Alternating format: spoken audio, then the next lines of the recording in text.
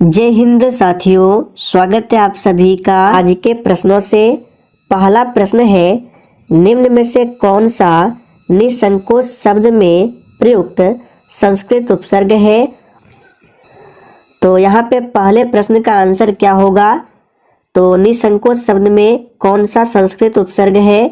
तो जो ये बच्चे सी ऑप्शन दिए हैं आपका बिल्कुल सही जवाब है। देखिए दूसरा प्रश्न है, प्रेमचंद के अधूरे उपन्यास का क्या नाम है। वेरी इंपॉर्टेंट प्रश्न है, इसको आप सभी मार्क कर ले, एग्जाम में काफ़ी बार पूछा गया है। तो प्रेमचंद के अधूरे उपन्यास का नाम मंगलसूत्र है। तीसरा प्रश्न है, वर्ग में दिए गए विकल्पों में से तत्सम शब्द का चयन कीजिए। बी ऑप्शन उलूक जो है ये तत्सम शब्द है।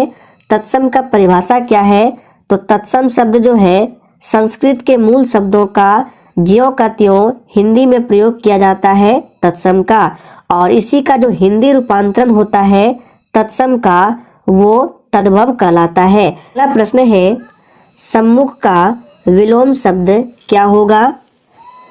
तो सम्मुख का विलोम क्या होता है। तो जो बच्चे बी ऑप्शन दिए हैं आपका बिल्कुल सही जवाब है। सम्मुख का विलोम विमुख होता है।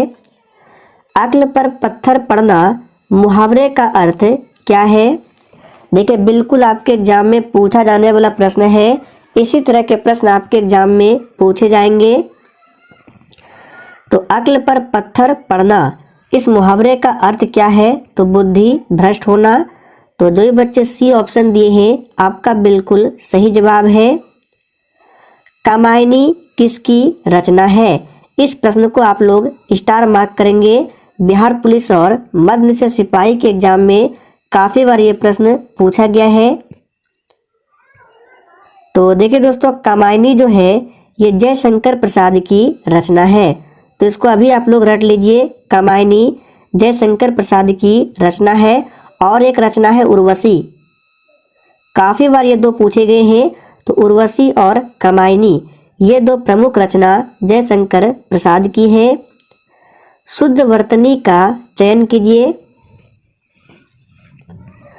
तो इन चारों ऑप्शन में से कौन सा शब्द है जो शुद्ध रूप में लिखा गया है। तो ध्यान दीजिए यहाँ पे सही जवाब होगा बी ऑप्शन। प्रतिष्ठा जो है इस तरह से शुद्ध रूप में लिखा जाता है। बाकी ऑप्शन क्या है, गलत है। धरती का पर्यायवाची शब्द क्या है। बिल्कुल टॉप लेवल का प्रश्न है। तो यहाँ पे धरती का पर्यायवाची शब्द क्या होगा। तो यहाँ पे अचला। इधर उधर घूमता हुआ सन्यासी, इस वाक्य के लिए एक शब्द क्या है। चलिए आप सभी फटाफट से आंसर बताएंगे। और देखिए दोस्तों, हम आपको जितने भी हिंदी व्याकरण के प्रश्न को कराएंगे सभी प्रश्नों को आपको अच्छे से कवर कर लेना है, एग्जाम के लिए इम्पोर्टेंट रहेगा। तो यहाँ पे आंसर क्या हो जाएगा, इधर उधर घूमता हुआ सन्यासी ये है परिव्राजक। तो ए ऑप्शन आपका सही आंसर है। निम्न में तत्सम शब्द कौन सा है। तो यहाँ पे तत्सम शब्द कौन सा हो जाएगा। तो परीक्षा जो है ये एक तत्सम शब्द है। अगला प्रश्न है, निम्न में से तद्भव शब्द क्या है। चलिए आंसर बताएंगे। देखिए एग्जाम में ज़्यादातर तत्सम और तद्भव से प्रश्न पूछे आते हैं। तो यहाँ पे तद्भव शब्द क्या होगा। तो इस प्रश्न का आंसर हो जाएगा सी ऑप्शन। कान जो है ये तद्भव है। अभी हमने आपको बताया कान का अगर बोलेंगे कर्ण, तो कर्ण हो गया ये तत्सम, लेकिन इसका हिंदी हो गया कान, ये तद्भव है। कांटों से भरा हुआ के लिए एक शब्द क्या है। तो दोस्तों कांटों से भरा हुआ के लिए एक शब्द है कंटक, जो कि ए ऑप्शन में दिया गया है। देव जो महान है यह किस समास का उदाहरण है। चलिए आंसर बताएंगे। और देखिए दोस्तों, अगर आपको सेशन पसंद आता है तो आप सभी सेशन को दिल से ज़रूर लाइक करें और सेशन को अधिक से अधिक दोस्तों के साथ शेयर करें, ताकि आपको एग्ज़ाम तक ऐसे ही इम्पोर्टेंट वीडियो मिलते रहे। तो देव जो महान है इसमें है कर्मधारय समास। तो डी ऑप्शन जो ही बच्चे दिए हैं आपका बिल्कुल सही जवाब है। कर्मधारय समास किसे कहते हैं? तो जिस समास में प्रथम पद विशेषण हो और दूसरा पद विशेष हो उसे कर्मधारय समास कहा जाता है। हर्ष का विलोम क्या है? तो यहाँ पे हर्ष का विलोम बताना है। तो बिल्कुल सही आंसर दिए हैं। हर्ष का विलोम होता है विषाद। आंधी के आम मुहावरे का अर्थ है? तो दोस्तों आंधी के आम मुहावरे का अर्थ होता है सस्ती वस्तु। तो ए ऑप्शन आपका सही जवाब है। साहित्य लहरी किसकी रचना है? तो दोस्तों इस प्रश्न का सही जवाब क्या होगा? साहित्य लहरी जो है सूरदास की रचना है। तो ए ऑप्शन आपका सही जवाब है। इसके साथ आपको ध्यान रखना है सूरसागर, एग्जाम में पूछा जाता है सूरसागर किसकी रचना है? तो ये भी सूरदास की रचना है। जिसकी गर्दन सुंदर है वाक्यांश के लिए एक शब्द क्या है?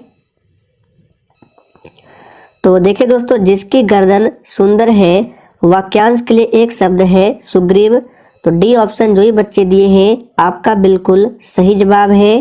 आप बीती शब्द के लिए उसके नीचे दिए गए विकल्पों में से उपयुक्त समास को छांटिए।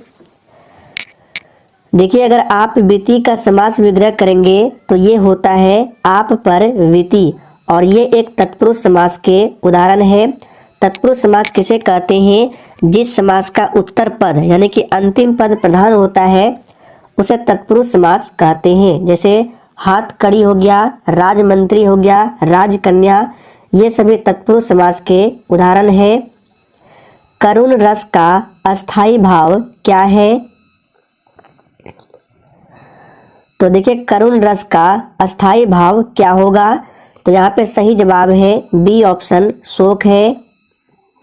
निम्नलिखित शब्दों में सही संधि विच्छेद का विकल्प चयन कीजिए।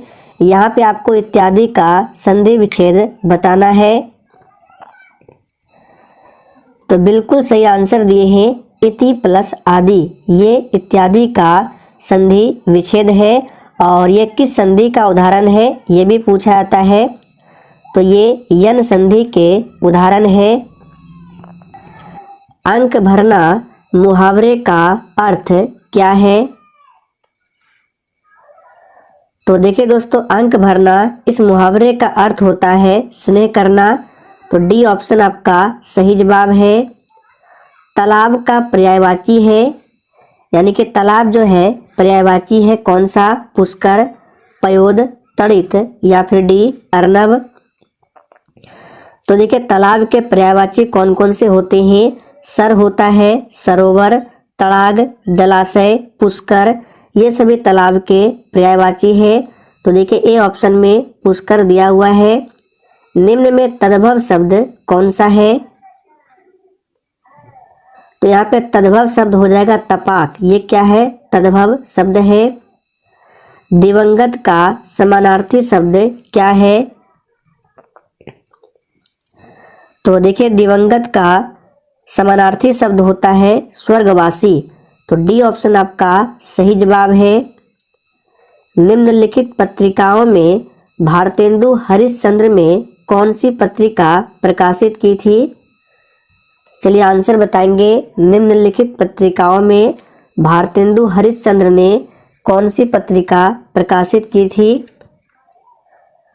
तो याद रखिएगा इम्पोर्टेंट प्रश्न है, ये है कवि वचन सुधा। तो बी ऑप्शन जो ही बच्चे दिए हैं आपका बिल्कुल सही जवाब है।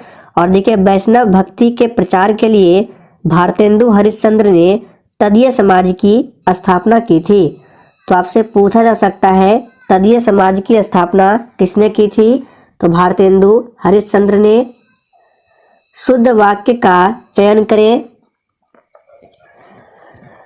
सभी ऑप्शन को ध्यानपूर्वक पढ़ें कौन सा शुद्ध वाक्य है। मैंने तरह तरह के रेशम के पसंद किए, ये तो बिल्कुल गलत है। तुम्हारी दृष्टि तुम्हारी पुस्तक पर होनी चाहिए, ये भी गलत है। इस ग्रंथ का निर्माण तुलसीदास ने किया, ये भी गलत है। समाज की वर्तमान दशा चिंताजनक है, ये बिल्कुल शुद्ध वाक्य है। निम्न में से तत्सम शब्द कौन सा है? तो तत्सम शब्द कौन सा होगा? भविष्य। ये जो है तत्सम शब्द के उदाहरण है।